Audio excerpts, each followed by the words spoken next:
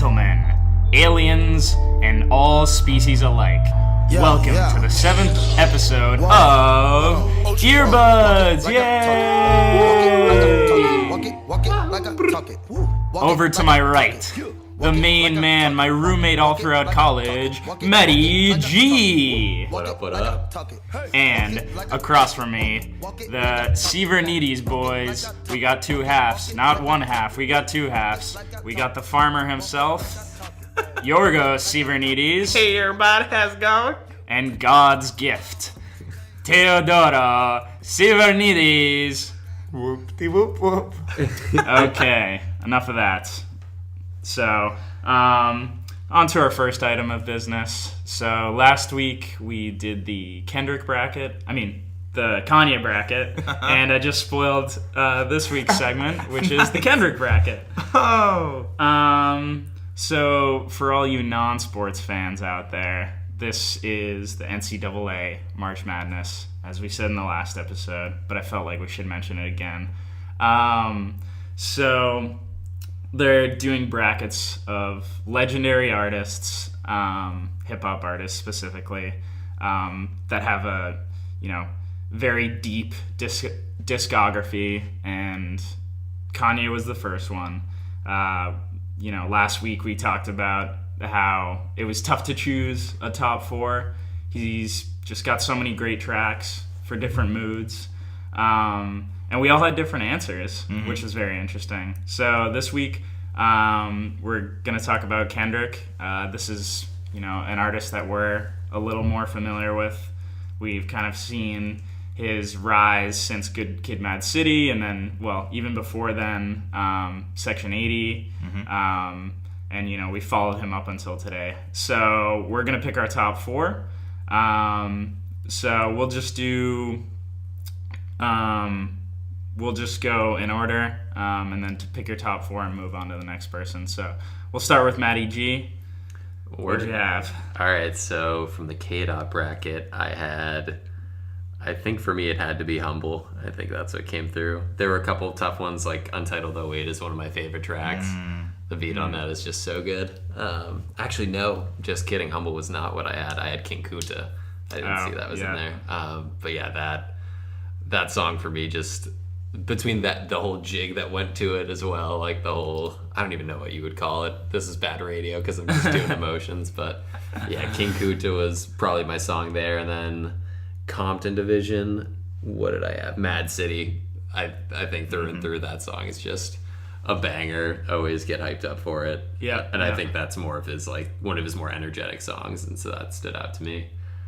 And then the Duckworth Division, I had High Power, which was the first Kendrick song I ever heard. And I think it does a good combination of not only being a catchy song, but it also is much more politically inclined, which was weird on his earlier projects to have, I guess. Yeah. More so, because it's much more prevalent later on. And then Black Hippie, I had what did I have? Sorry, my preparedness on this is lacking. I had DNA on there, I think. A lot of top seeds. Yeah, a lot of top seeds, which is different from the Kanye bracket where I had a lot more variety. I had probably 7s and 9 seeds going in. But with Kendrick, I feel like a lot of the bangers just stuck out to me on this for some reason or another. Yeah. So you feel like you're more attracted to just... the songs that sound really good over maybe some of his deep cuts. Yeah, that and just those get more plays in the entirety of my Kendrick listening, just because they're bound to come up more. Yeah, in party. That's kind of how I was with my Kendrick bracket. With my Kanye bracket, damn it! It's so easy to mix them up. Both start with K's. I don't know. That's how I was with my Kanye bracket. So that's interesting to hear. Yeah. Okay. But yeah, so that was a very long-winded explanation of my final four. So no, that was great. We're gonna move on to the newcomer, God's gift, Teo. Hello, God's plan, God's gift. Never mind. Doesn't even know his own name. So my top four was pretty different in the sense that I don't know. I feel like I sort of looked towards songs that had a lot of personal appeal to me as I became a Kendrick listener. So then in the K-Dot bracket, I came up with The Art of Peer Pressure, which, you know, that's just a song that at first I remember when I listened to Kendrick, I listened to Mad City, which is obviously now a legendary song, but I remember feeling like, damn, this song is just too much for me. It's just like the gah, gah, gah, gah. I'm like, fuck, this is too much. Then The Art of Peer Pressure was the song that really got me into, like, I don't know, just really got me into him. It's a chill, good song with a nice story that's just amazing. Then in Compton, I chose Money Trees, because that is also just a legendary song, and J-Rock's verse on it is ridiculous. Oof, it's good. so good. That's a really good verse. Yeah, like ain't no turkey on Thanksgiving. That line just always gives me goosebumps. Yeah. Then in the Black Hippie bracket, I got Feel, which is my favorite Damn song. And it is one of my favorite Kendrick songs of all time. This really has me confused. He really loves that song. I'm not saying Feel's a bad song, but he just really loves that song. And how do you guys feel about Feel? Yes, I'd like to hear. Do you feel the feel? I Never literally feel don't the even feel. remember what Yeah. that sounds See? like. It's such a personal pull for you. You're Like silly. generally, if you pick a Kendrick fan off the street, You're silly. Feel- Anybody listening out there right now, if you people. don't remember what Feel sounds like, you have to listen to this song, because it's just Kendrick speaking in a microphone. It's none of the new, because now with all the new stuff that Kendrick's making, he's trying to do like the high pitch and like the big shot. Big shot. But wait, like, okay, like, Kendrick, go back to your fundamentals. You know, like Feel is just like a amazing song. Amazing. How does that one go? Can you sing a little bit for us? It's like, I feel like I've been out of pocket. I feel na-na-na-na-na-na. I feel like debating on who the greatest can stop it. I am legend. I feel like all of y'all been desperate. Like Is that he Ain't just Nobody Praying for Me? yeah. Yes. Oh, okay. I like that. and that be song. the Yeah, the sample, the voices in the sample are just gorgeous. yeah. It's a low key song. Like Yeah. I haven't heard it in a while, but it's just like Yeah. For that one, it's so tough though with Element in its second round matchup. That's why I got knocked. Right, For me. that's very true. me too. Element's just an iconic song. Very That's true. the album for me. Element's good, but Feel for me is just on a different level. And then finally for Duckworth, I chose Shireen because it is a like intoxicated love song about this girl Shireen. It like the song, the instrumental sounds like you're just lost in this weird space of like this mysterious Shireen girl. It's amazing. The bass line is beautiful. Shout out Thundercat. He is amazing on the song. Yeah, so 3 out of 4 Good Kid, Mad City in my top 4. that is says a lot about Interesting. the way you like Kendrick. Yeah, I feel like so that was the first album you had listened to? by Kendrick? Yeah. It's the Yeah. first album I got really into. Then I feel like at some point I got more into To Pimp a Butterfly, but as time went by, I just came back to Good Kid as probably being my favorite. Yeah, it's interesting how whatever the first project you listen to by an artist, like, forms your opinion of that artist. Right. So, like, you want to just kind of hear more of what first got you into them, you know? Yeah. And even though you did like other tracks, it's like you kind of go back to, what pulled you in the first place. Definitely. Yeah. Any other comments on that? No, I think I'm good. That's it. Okay. And now to the farmer. And just a point of clarification for the fans out there, all 2 of them. I say farmer and God's gift because those are the meanings of their names in Greek, right? Yes, in Greek. Such Yeah. deep meanings. Such deep to our meanings. names. So with my picks, I just realized this. You couldn't really tell, but my favorite album is To Pimp a Butterfly. But from my picks, you couldn't really tell, and you'll see why. So out of K-Dot, I chose "Sing About Me." I'm dying of thirst. It was up against King Kunta, and I really thought King Kunta was going to kick it out, but I didn't go with the Kanye school of thought on this one, which is like which one is the most in the zeitgeist and like affected most people. When King Kunta comes on, like that's the one song that I see everyone knows of like Kendrick songs, whereas there's most of his songs I don't expect people to know off the bat. But King Kunta was one of those. But Sing About Me won it just because it's so deep, dude. That song gives me goosebumps. When I'm listening to Kendrick, I want to get goosebumps. I want to get just like, oh my God. I get those goosebumps every time. I listen to Kendrick. Anyway, so Sing About Me off of K-Dot, off of the Compton bracket, Money Trees came out. That is just, I don't know. That song says so much about being young and trying to make it, and like just the allure of money and economic success. I don't know. It speaks to me on a lot of levels. I feel like just the instrumental too is like perfect for West Coast. Like that's like probably one of Kendrick's best West Coasty songs. Really showing where he's from. It's a really good point. Out of the Black Hippie bracket, I got These Walls because I am completely in love with that song. It's like one of Kendrick's rare love-making songs where he actually talks about the act of love-making and love.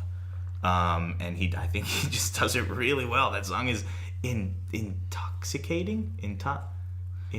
Yes. Yeah.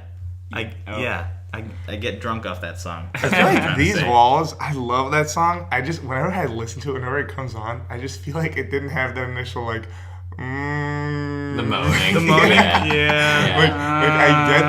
I get the artistic value. Shout out Anna Wise. But she's amazing. It's just like, damn, like I don't want to listen to this 10 seconds of moaning before this fucking amazing song comes on. Kind of sounds like she's giving birth. That's another part with like the re-listening value of To Pimp a Butterfly. It's like you have to go through the entire project, which makes me appreciate that he made it like a whole album. But at the same time, it's like when I just want to whip off like listening to a few Kendrick songs, which is more of what I have time for. I feel like that's why a lot of us go back to Good Kid, Mad City. Yep. Well, that one falls together really well as an album too. True, but it doesn't have the poem at the end of every song, and these long it lends itself to going back and listening to specific tracks. Yeah, more so than To Pimp a Butterfly. I can agree with that. Yeah. So that's These Walls on Black Hippie, and it was against Element, and I really thought Element was going to take it, but it didn't. And then Duckworth, I had Shireen and I. And I really thought I was going to make it because that's another one of those songs that like everyone can like just off the bat. It's like, oh, I know this song. But Shireen did it for me because I spent a lot of time with that song. And that bass line is just, it takes me to a very different place. And it's Kendrick at kind of at his best storytelling ever, I think. Duckworth was a great story off of Damn. Like, it was a great song. It was a great story. He like, there were twists and turns and all that kind of stuff. But Shireen is just like, it's just, he opens up his brain and you dive into it. And he's just like train of thought, like train of consciousness. What's it called? Stream of consciousness. That's what it's called. Thank you. Stream of consciousness. Yeah, it definitely feels much more personal because like Shireen, he's talking about a story of his own, right? Whereas like Duckworth, he's sort of like narrating the story about his dad. Yeah. Yeah. So that changes a lot. Yeah. I actually think The Art of Peer Pressure is his best storytelling song. Just I whooping agree around with with his that. homies and It paints it's got great imagery. Like you can picture it happening. Yeah, it's cinematic. At the end of Shireen, where he like freezes because he sees the two dudes in the hoodies and like the music cuts out, you can see it happening. It's very cinematic. Yeah. And one of his other most cinematic parts, which for some reason stood out to me, was on the Hard Part 4, where he's like, he like falls out of his car and he rolls out and he gets up and he's like, 1, 2, 3, 4, 5. I am the greatest rapper alive. I just picture him because he says he's got the foot on the gas and he tumbles out of his car and then he gets up and he keeps going. That is, for some reason, I just wanted to bring that up because we're not going to talk about the Hard Part 4, sadly, within all of these amazing songs. That specific part, if anyone's listening, go back to see that specific part is like very cinematic. Yeah. Yes. So that's me. Sing About Me, Money Trees, These Walls, Shireen. Great. Yeah. Okay. And I'll do my final four.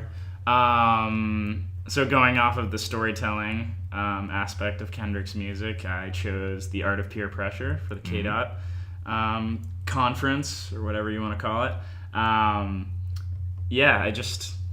that song has always stuck with me. Like, it's probably not even my favorite song on like in that section. I probably like King Kunta the most, or Poetic Justice or Humble. Oh, Poetic Justice.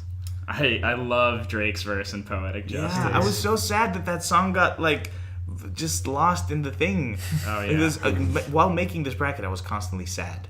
I was kicking out songs that I loved, and that's one of them. That's a great sign, because like, it's so tough to choose between like great songs, and they're all great for different reasons. The thing about a lot of Kendrick's stuff too is it wasn't like as much radio play as a lot of the Kanye songs that we were going through. So a lot of these songs have a lot more like individual value to us. Yeah. Totally. Then in the Compton division, I chose. What did I choose? Oh, Money Trees. Yeah. That's all three of us. Yeah. J-Rock's verse just makes it for me. It's so good. Like, he has this one line. It's like, if they find my stash, that's like the last time you gonna see my ass. Yeah. And it's like, whoa, like, it's, I don't know, like, he talks about how he's making money, but at the same time he has had to commit some serious crimes along the way, and it's just a great verse. I feel like I wish J-Rock would make better solo music. I feel like he always has good verses, and then his albums are just like, But then, like, some of his verses where he's featured on other songs, he's like amazing. He was more fun than Future on King's Dead.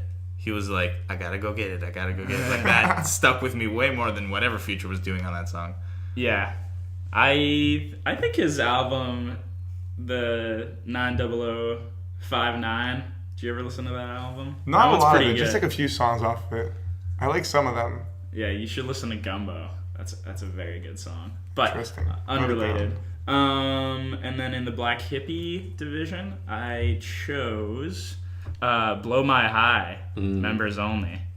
What? I love that song. I'm not sure I know what that song is. It's it Is that starts, Section 80? Yeah. it starts with like the Pimp C. It's certainly not one of Kendrick's best songs, but it just like, I just love the way it sounds. It's got like the Pimp C feature from Big Pimpin', and they like chop and screw it, so it's like smoking out, pull it up, keep that lean up in my cup. And it's just like, it's a tribute to Aaliyah, the singer who died like, I don't know when, but it's just a good song. And just like one of the previous divisions, I just kind of chose what I figured nobody else would pick, and just wanted to like shed light on a track that maybe others haven't listened to. That's cool. That I I definitely really gotta like. go back to Section 80. And then in Duckworth, what did I pick for this one? All Right. I love All Right. That's just like, I think that's one of his most fun and bouncy songs, but also became like, like the song of a movement at the same time. It became very meaningful, which is a really, really hard like line to toe, between it being fun and also meaningful. And, I think Kendrick almost doesn't even need to try as hard to be meaningful in certain songs. It's like, just because it is Kendrick, songs have meaning. Like, All Right, I didn't think it doesn't sound like a song that would be the face of a movement unless it was Kendrick himself. For some reason, Common is popping up in my head as one of those artists who really tries, makes a lot of like serious moves in these political movements. Like, Common would love if one of his songs was the thing that people were chanting while they were marching, but Kendrick, it doesn't sound like he made that song with that in mind. Yeah. It just sounds like he wanted to make a powerful, strong song with a good message. The Pharrell beat also is just It's so good. But that's I think you can look at Common and Kendrick as two people that like stand for definitely the right things. But Common is just like trying really hard and doesn't really have that pop appeal that Kendrick has. Maybe because of his age, maybe because it's just like way more catchy music. Mm-hmm.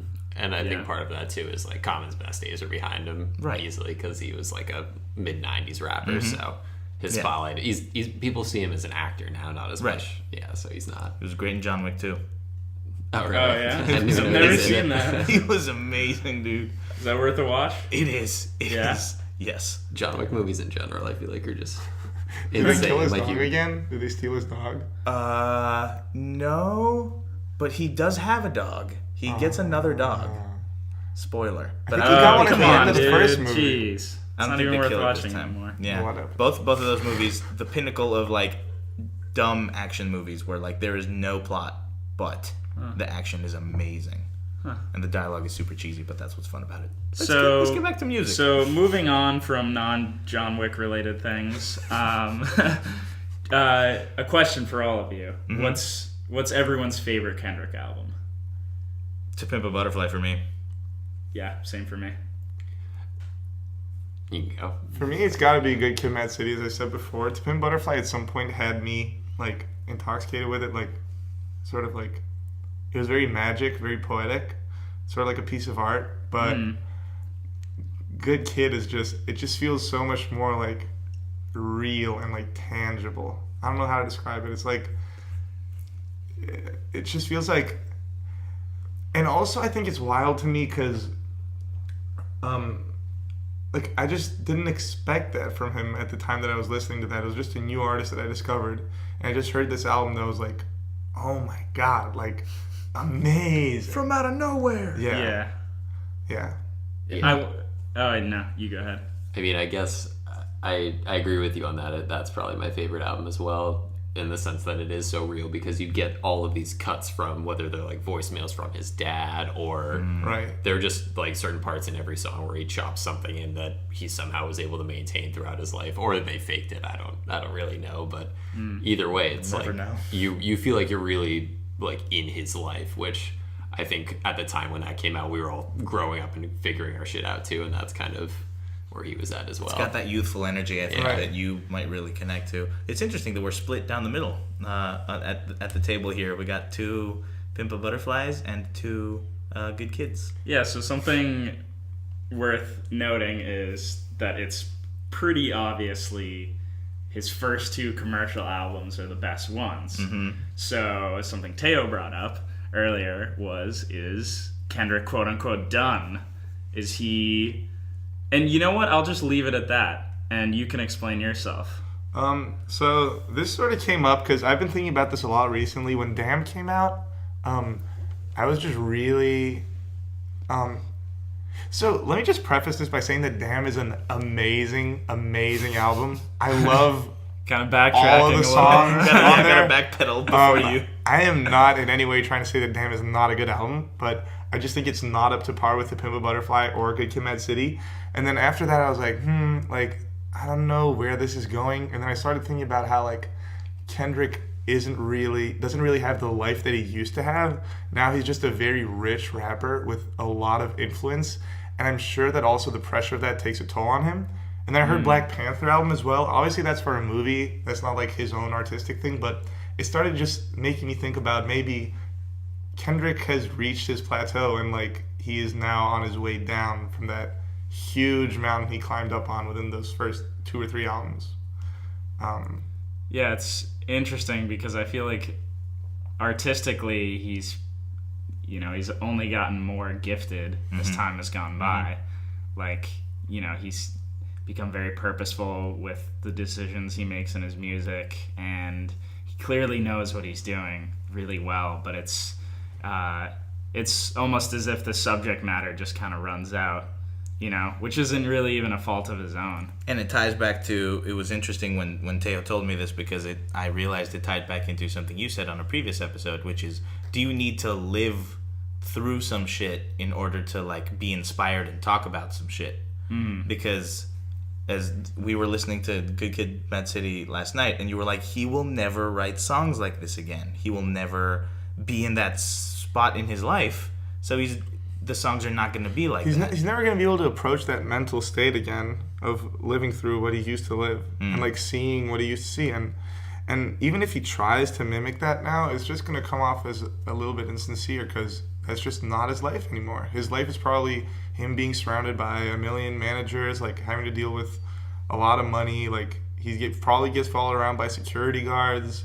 It's just also different. It's not a project that the general public is gonna vibe with. Yeah, because we don't live that. And now I'm sure he's thinking more about like, how do I make a positive impact? Because he's on this pedestal and now everyone's looking at him. When he released Good Kid, Mad City, no one was looking at him, so he could say some shit about gangbanging, about like being conflicted with himself and being a negative thing. Now he's realizing whatever he says goes to the ears of every young kid all over the world. And I'm sure that he's specifically thinking about the young kids in Compton that are listening. I don't think he really cares about the young kids in India that are listening as much as the young kids in Compton.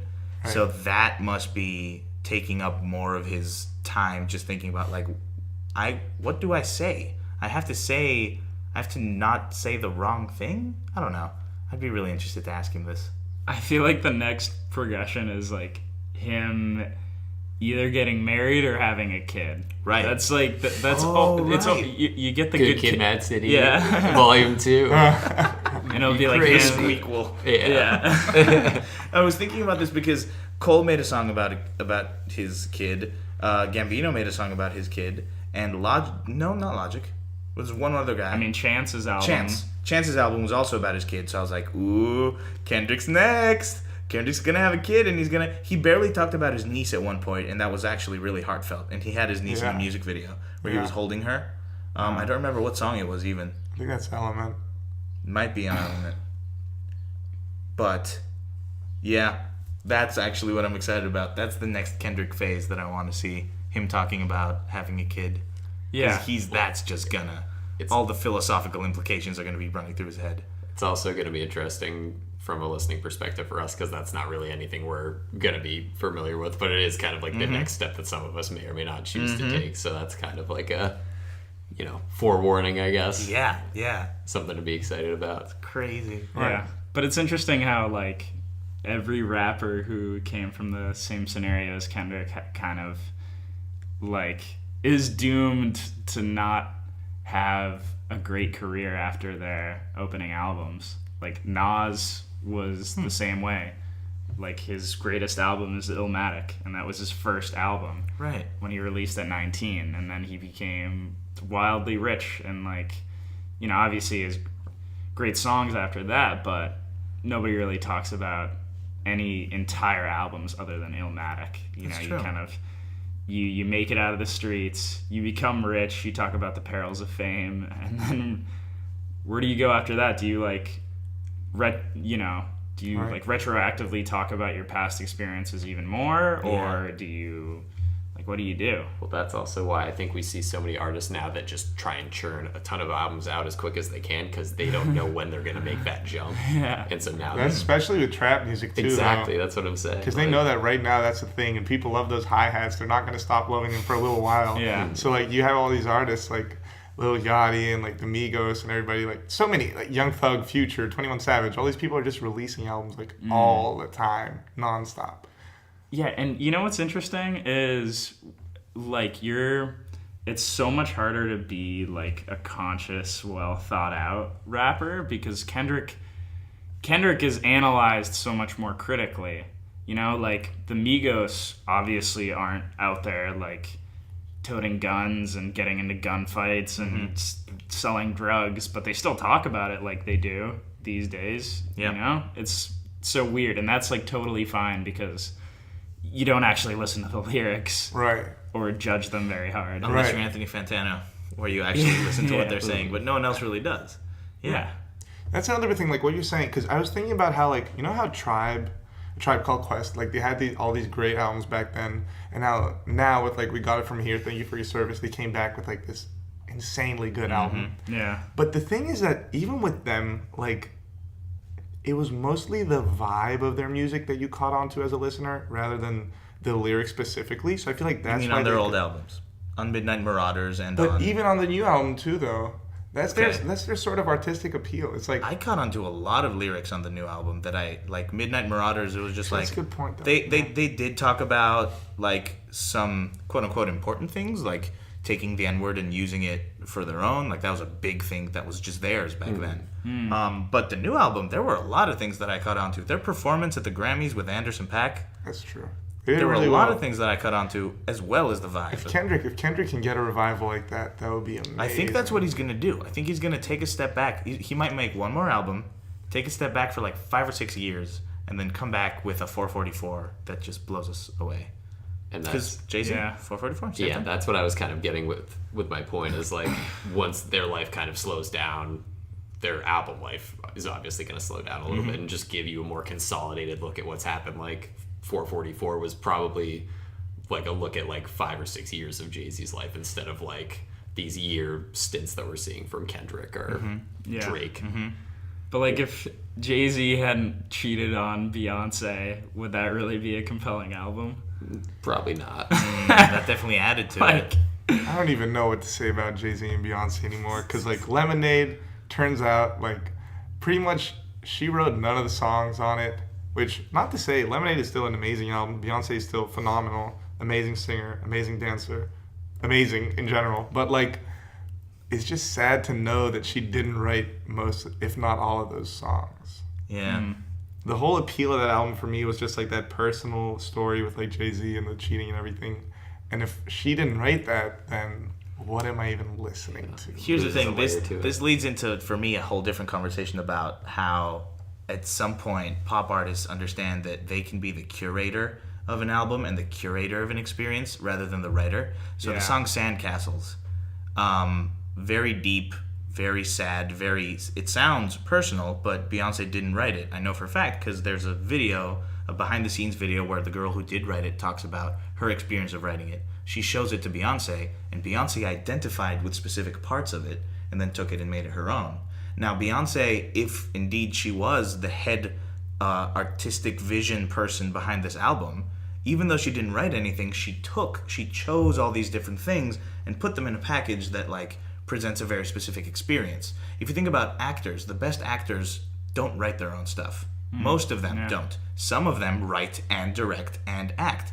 But in the movie industry, we've learned not to ask so much from actors because they're just good performers. Now, in the world of hip-hop, we do expect a spitter, a rapper, to write their own bars. Yeah. But in the world of pop, we don't. And like Beyonce finds herself in this like weird crossroads where she's talking about something very personal that she may have not written about, but I'll argue that like if she is indeed the curator behind it, because she might not be, she might just have her producers orchestrating this whole thing. But that's the one point that I'll bring against what you're saying, even though I agree with what you're saying for the most part, that if she is indeed the curator and she brought all these different things together, that's her artistic vision, her creative vision. So you're a fan of DJ Khaled, is what you're saying? That's the other thing that I was thinking about, because DJ Khaled is a curator, but not really, though. His albums, what are his albums about? Having fun and making money. So he succeeds at that, but other than that, he doesn't have a creative vision. He just knows a lot of people, and he knows how to bring them all in the studio together. Yeah, And but he has I mean, a lot of money. That's it. That's the same thing that you're talking about Beyonce doing, except it's a lower quality of music.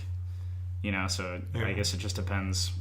Yeah, but What Beyonce was also interested in the themes and in the content and like what they were talking about, whereas DJ Khaled's just like, hey, He's let's probably all get interested in together. making money and, you know, Yeah, making money and having fun. That is Yeah. what he's interested in. Yeah. and he hates the fuck boys. But on as his he likes to Instagram, say. of course. But on his Instagram, he talks about pursue your dreams. They don't want us to win, so we're gonna win more. He says all these big, quote unquote, inspirational things. But his albums are not inspiring at all. Yeah. They're just like, I just want to get Like drunk life at and the top of listen the to hill, this. like look at me. Yeah. I'm the one, yeah. I'm the one, yeah. Like literally at the top of the hill, look at me. That's the vibe of every single DJ Khaled song. And he knows that that's what people like about him, and he's just going to market it. He's a great businessman, but I'm sorry, how did this conversation get here? I feel like I totally derailed. We were talking about about Kendrick, and then 444. Yeah, and okay. Beyonce, We and went then there. DJ Khaled. But one last thought about DJ Khaled. Uh-huh. I hate him. He sucks. He's so bad. We could literally have an entire episode about how much I hate him. And I think we should. I think, honestly, You should. honestly he deserves He's worth it. the hate. Yeah. Episode so 8. bad. Fuck DJ Khaled. Roast of That's DJ just- Khaled. Roast of Yeah. Khaled. That could Oh, be fun. jeez. Okay, one thing. One more thing. He was on an episode of Hot Ones. He was getting interviewed, and he's supposed to eat the hot wings, and like they've had hundreds of guests, and only 2 people haven't finished the hot wings. It's like DJ Khaled and some other guy, and DJ Khaled's like done eating his wings. He's like, just because I gave up doesn't mean I quit. It's like, what? Wait, no, you did quit though. No, that's exactly what that means. But I digress. So we were talking about Kendrick. Maybe he's Coming done. back, yeah, he's is he done? Is he definitely not done? on a downward trend. I think we can all agree with that. Yeah, we can all agree that he's a little bit past his peak. The question is that graph gonna go back up? Yes. So, speaking of an artist that is on the way up, let's speculate on Brockhampton's upcoming album, Puppy. Now, if you listen to the first episode of this podcast, we did a very deep dive into Brockhampton, probably in poor taste because it was so specific. Hard to take off a podcast with a topic that most people don't know about. But hey, that's what we wanted to talk about, and we did. Yeah, it was our deepest dive episode we've done. And it was the first one. Yeah. We've learned a lot since then. So they had the Saturation trilogy, which was a smash success. You know, they're riding very high right now. And they announced this album, Puppy. So they were supposed to have an album called Team Effort. Right. And I saw Kevin Abstract tweeted, like, yeah, we put that on hold because we were just feeling like the vibes of making this album. This didn't see album that is tweet. pure summer vibes, which has me very excited. Very true. It's very interesting that he said that. I missed that tweet, but I've followed all of them on Twitter and on Instagram, and I watch their stories as often as I can whenever they pop up. And summer vibes, it's very interesting that he said that because from the cover art, which is Romil, just like really happy and spliced in a weird way, wearing those cute little grills. I don't know if you noticed his grills. I really looked at this cover art for a long time. And it's very sunny, and he's very happy. From that, and from where they're recording this, I can speculate that this indeed will be a very summer vibe, happy, kind of different departure from the Saturation trilogy. Yeah. The place So where where they're are they recording it. Oh, you're about to yes. get to it, So yeah. the pictures that I've seen in their stories and on their Instagrams is of this beautiful house somewhere clearly up on a hill in the LA, California area, because all you can see is them sitting on these cool couches and these glass tables, and like I think Amir is in the back of a shot rolling a joint. Like you can see he's crouched over something and like he's clearly rolling a joint. And one of the walls of the house is just glass. There's a balcony and there's like this beautiful view of this really sunny, beautiful city. I imagine it's LA because there's a lot of hills around LA and you can look down on it. They're somewhere in California and they're in another house now. They're clearly not in the house that they were in previously because we haven't seen a lot of pictures of that house, but wasn't it in their Vice documentary? Yeah, It's we like a saw- pseudo frat house. Yeah, it's Like, kind of like a frat house, just like on the ground, you know, in kind of it had a basement kind of vibe. Yeah. And now this other place, if I can extrapolate and say that they're affected by the area that they record in and that they write the music in, because Romil's coming up with most of the beats.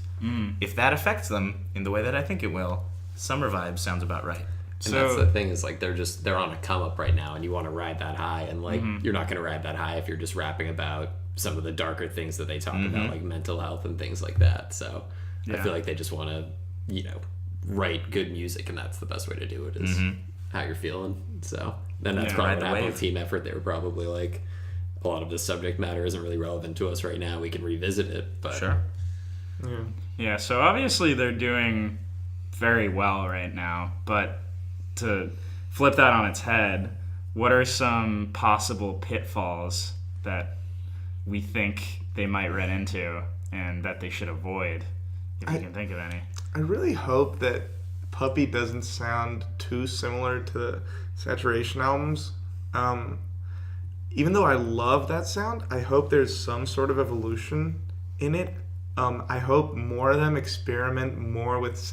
I hope Amir experiments with singing a little bit. What would that sound like? Because Amir, he's amazing. I feel like he falls into this hole of that same flow. Like he has this nice bassy voice, but he does the same flow all the time. It sounds great, but I just hope he moves on from that. I'm also, the biggest pitfall would just be if they end up breaking up. Yeah, which we true. thought was going to happen for a while. We were worried about that, but clearly they're not. At some point, they'll have to, though, right? Because if they get married, they about- have families. You can just live together. Think about any boy band or girl group that makes music together for an extended amount of time. They all break up. Yeah. And usually it's like that first person leaves, and then like they'll try to keep going. Like Fifth Harmony is still making music without Camila Cabello. Yes, I know things about pop music as well as hip hop.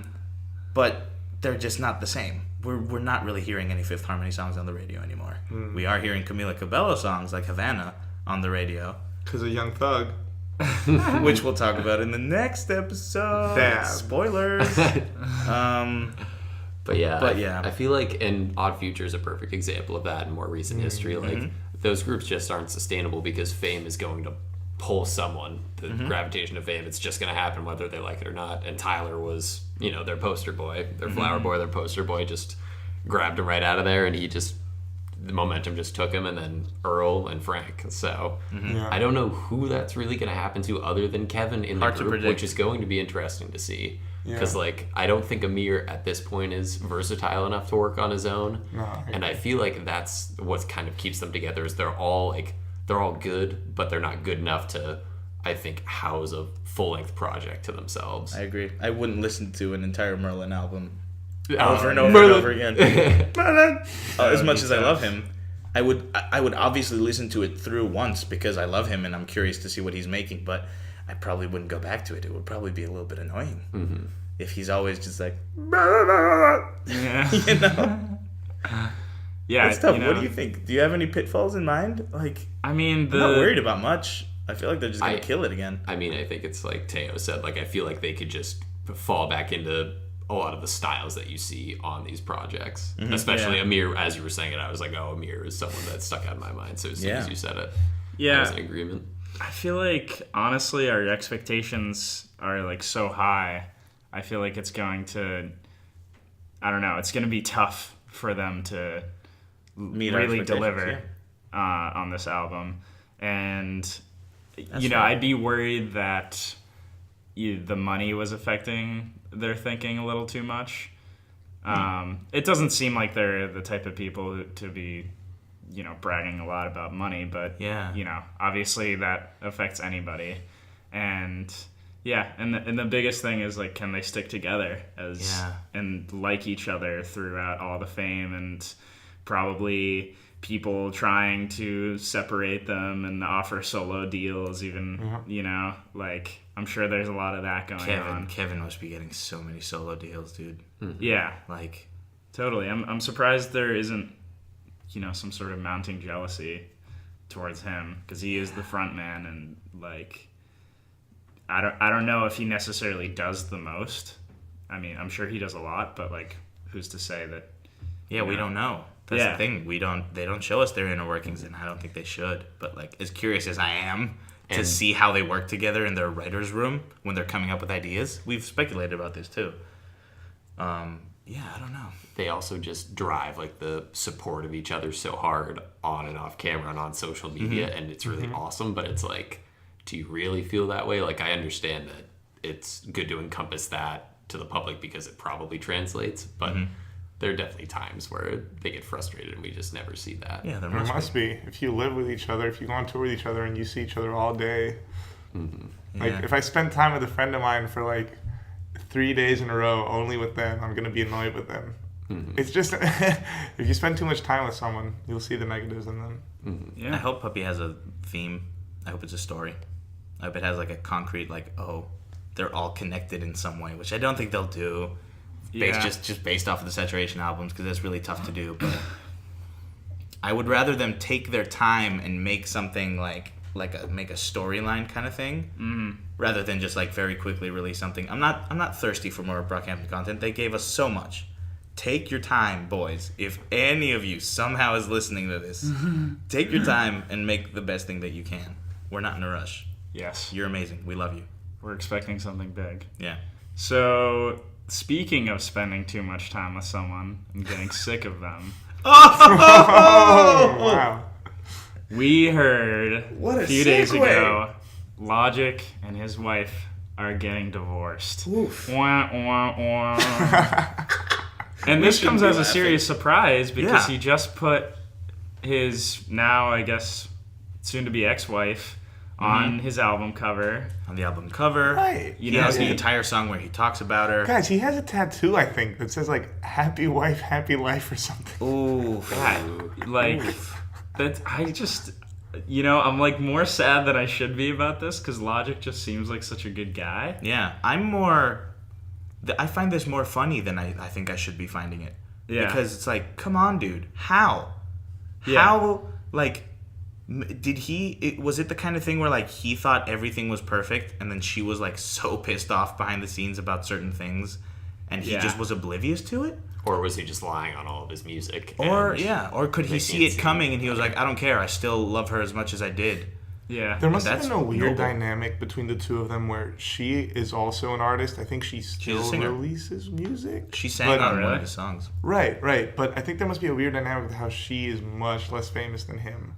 Yeah. And he probably had all these tours to go on and do all this shit. And she felt like, what am I doing? I mean, I don't think it's a Yeah. coincidence that this is happening now that he has skyrocketed right after 1-800. Because we all loved him before the album Everybody. Yeah. But now everyone knows him because of that 1-800 song, that You Don't Gotta Die Today. Who can relate? Woo! I hate that song. It's, yeah. I'm sorry. But I love that South Park made fun of it. It's so They did? priceless. Of course they Yeah. Oh, they did. Of Yeah, course. yeah, definitely watch it. But I don't think it comes as a coincidence that happened. He skyrocketed into fame. I was watching some of his Instagram stories. He was wasted on it was New Year's and his birthday, which came kind of in right behind each other. Yeah. He was really drunk and really happy. He was like, I love life. I love all you, my fans. And he just wouldn't stop. It was like a 3-minute long story.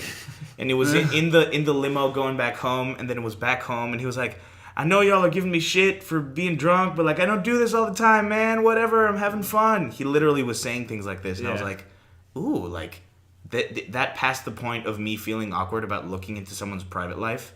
I was like, dude, you don't have to share all this with us. That's fine. Just like that one video where Kendrick was drunk. He was talking about like Lil Wayne. Oh, that was It really felt weird. really weird was to really see him like that. Yeah. It's so. I feel like you could never get drunk as a celebrity. Yeah. It would just be like. Well, you can get drunk around your security guards and friends and the people around you, but Wow, don't get it great. on social media. Dude. Great. Get drunk, get lit with your security guards. That's You know, fun. your friends or whatever. Your homies. I don't know who your homies are. They're your security guards and the people you record with. Like, that's... Yeah. How many old friends can you really keep when you get that famous? That's a totally different subject. Yeah. We're talking Yeah. about Logic and his wife. Yeah. So I think we've exhausted this, but it's just interesting and like maybe this isn't something we should even really know about as like the general public. Yeah.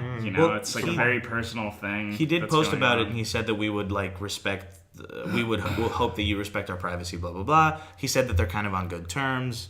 He seems to be just as happy. Yeah. I don't know. Like he keeps posting. He hasn't stopped. It's not like he's ghosting us. Yeah. That would be concerning. Yeah. Well, Maybe he's listening to 1-800 all the time. oh jeez. Crying. Oh wow. Sorry, that got dark. Sorry. Good lord. Well, we're all rooting for you, Logic. We're rooting for you, dude. Unless you were a shitty dude. Oh yeah. In which case, if fuck he you, did man. something Fuck shitty, you. to her, Fuck you, Logic. Yeah, so take from that what you will. I have no good segue. it's You okay. had a few really good You had a ones. few So that's, like amazing ones. So now you can just be So like, let's grind to a very abrasive halt on that. topic of conversation, and then switch gears to the Walk It Talk It music video. Walk it like a talk it. Yeah. Walk it like a talk it. So this was like a play on the TV show Soul Train, which honestly I don't know much about, but it's like a disco show where like some artist is performing, and then there's like a bunch of people in the crowd dancing, and like I always assumed it was like MTV before MTV existed. Like, where would you watch music videos back in the day? On TV. Yeah. Now, before there was a specific channel that just had music videos playing, you would go watch Soul Train to see your favorite soul and disco artists And that sing show- their songs and watch beautiful people dancing. I feel like that show is probably where the Soul Train, like the thing with the like where people line up on either side and then people dance in the middle of it and they do their moves. The conga line. That's called a Soul Train, isn't it? Oh, it when is? people walk through? Yeah. What, like Drake was walking Yes. through the people? That makes sense. Did that dance thing take the name from the show, or did the show? Maybe take we its should have done name a little from bit the more dance research. The show probably don't took know. it from the dance, I would assume.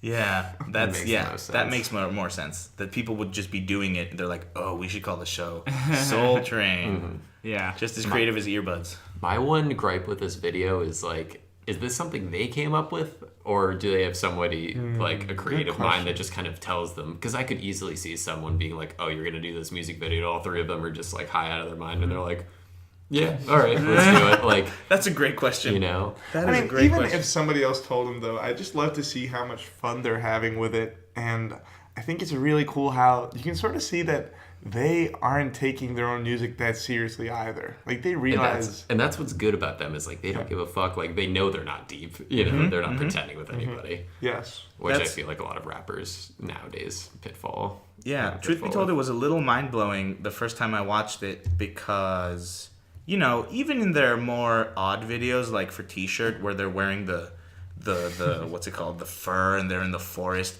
they're still like really trying to look cool. They do look But in cool, this, though. and they do.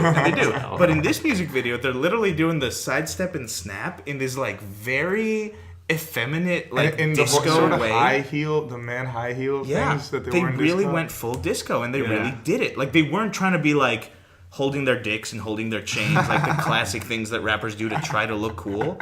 And of course, Drake has been doing this for a while. Drake has been doing his dad dance moves, as you called them last time, for a while. But it was very crazy for me to just watch the Migos, and I'm like, oh, they're not trying to look cool, and they looked so comfortable doing it. Yeah. And I appreciated that. I was like, that's so baller. I feel like that's a big step for them too, because Yeah. like we were talking about this before the podcast, how weird some of their interviews can be and things like that. So it's cool to see them just be loose and not care for once. Yeah, totally. This music video made me like the song a lot more. Yes, Indeed. agreed. Yeah, me too. Yeah. Like, you can kind of... And that's something that's always been true in general. I always like the music better once I've seen the music video. Yeah. Because, like, you kind of tie it... Just by tying it to a visual image of them rapping it, it's, like... It makes you realize that they had to actually craft this song and, you know, like, perform it in a very skilled way. You know, like, even though it's Migos, it's kind of the lowest common denominator of music. It's still very impressive. Like, I really like Offset in this song, and just seeing his dance moves along with the rapping made it all that much better. was He's a great. great dancer. Yeah, some he nice did the moves in robot there. really well. Yeah, totally. He's also very good at holding his bling in front of his face and doing this the whole time. Bad radio, but y'all have seen the video. You know what we're talking about. If you haven't, go watch it. It's pretty Yes, exactly. So, something that we should quickly debate is who is the best Migo? Because clearly Quavo is their like front man, funny. Poster boy. but I think, you know, ever since Offset got out of jail and was on Bad and Bougie, like, he's probably been featured on songs just as much as Quavo, if not more. And, you know, for me personally, he's got, like, this really, really fast flow that he pulls off really well. And, like, I mean, sorry, Takeoff, but he's really not even in the conversation. He's a good third man, but he just doesn't. He's not on the same level as those two guys. Well, here's the thing. I'll agree with you to a certain extent, but Takeoff has surprised me in recent listenings because I'm just slowly... First of all, he was the guy that we used to laugh at because he wasn't on Bad and Bougie. He was just kind of standing there and yelling the ad-libs. Yeah. So he was the most laughable Migo, certainly for a while. But now I'm starting to see a little bit of talent here and there. I really like his gravelly voice. I can't even do it. I can't even. I'd need to smoke at least 3 blunts a day to be able to do that voice. So I can't. But yeah, I definitely say that Offset is my favorite as well. Even as much as I love Quavo's singing and stuff, I gotta go with Offset. Mm-hmm. I've got to say, I feel like I have my days between which Migo is my favorite. You like wake up. Right. It's a Quavo kind of day. No, really. You have like a picture of both of them like in front of your bed. You're like, which one? But then the fact that I change my mind so often about that is just making me realize that a solo career from either of the three would be a little too monotone for me probably. So I think they only work that well as a group. So I feel like I can't say that one of them is my favorite because they're just good together. And I don't think they're amazing alone. Agreed. Yeah. And I think one of the reasons why Offset's probably my favorite is just because I think we've heard Quavo too much. Like I think mainstream media has just exhausted him. Like that's true. He is the quintessential verse singer for most rap songs now. Yeah. I feel like. Dude, I was at the gym. I heard him on a song that was just like so weird. I don't remember who it was. It was this female singer pop song, right? It was a pop Yeah. song. It didn't sound like a Migo song. It wasn't a trap song. But it had his classic, like... Yeah, he's been on so many pop songs now. He has a song with Liam Payne. Yeah, Strip That Down. Yes. That's a girl from work, I'm not going to put her on blast, but she was like, oh, Quavo. I've heard that song at the beginning of that name at the beginning of a song before. And I'm like, oh, is it Champions? That's what I assumed. Quavo, lifestyle on camera. That's the first time I remember hearing Quavo, and that's a great song. But she was like, "No, it's Strip That Down" by Liam Payne. Like she was embarrassed that was the song that she knows him from. But a lot of girls will know him from that song now, and a lot of people, I guess. I shouldn't specify gender. Because girls only listen. Only girls listen. I mean, come on, Liam Payne.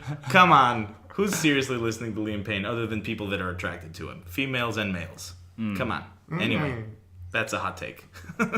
It's a quick hot take. And it sucks because like I can understand why he does these things because you don't know how long that entity is going to last because their sound is probably going to get stale like we talked about earlier in the show. But at the same time, like I'd rather not have Quavo in every song that I hear on the radio. That'd be nice. Yeah. Even though I don't listen to the radio that much, but when I do, it gets a little old.